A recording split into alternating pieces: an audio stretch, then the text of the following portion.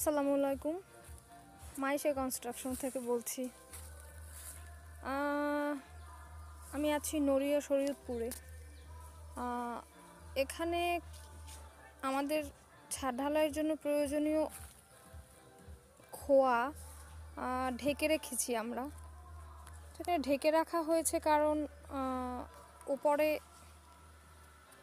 অনেক গাছপালা আছে, তো যাতে খোয়াগুলোতে কোনো ধরনের ময়লা আবর্জনা না পড়তে পারে, একদম ফ্রেশ থাকে, এই জন্য আর কি।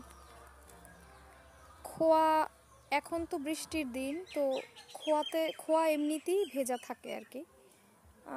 আমরা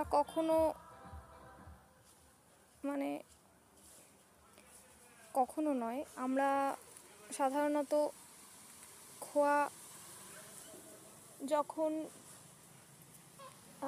ছাদ ঢালাই হবে আর কি, তখন আমরা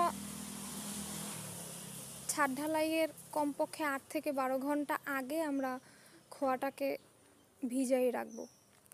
এবং খোয়া ভিজিয়ে রাখবো, এর আগে খোয়াকে এত পানি টানি দিয়ে ভরপুর করে রাখার কোনো প্রয়োজন বোধ করছি না আমি। ছাদ ঢালাইয়ের 8 থেকে 12 ঘন্টা আগে যদি আমরা খোয়াটাকে ভিজিয়ে রাখি, তারপর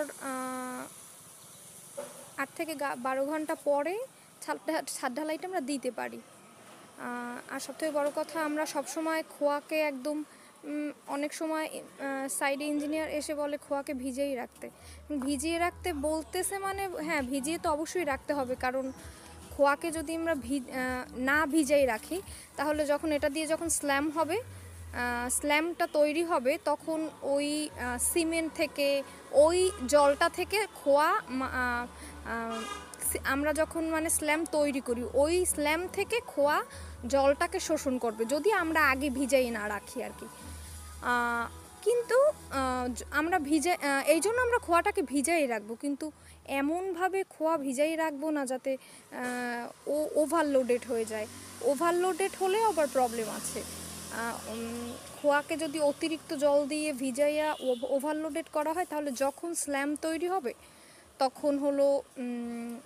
যখন স্ল্যাম তৈরি করবে, তখন আসলে এই খোয়া থেকেই অতিরিক্ত জল আবার সিমেন্ট বালির মধ্যে আবার ছেড়ে দিবে, তখন কি হবে, স্ল্যামটা খারাপ হয়ে যাবে।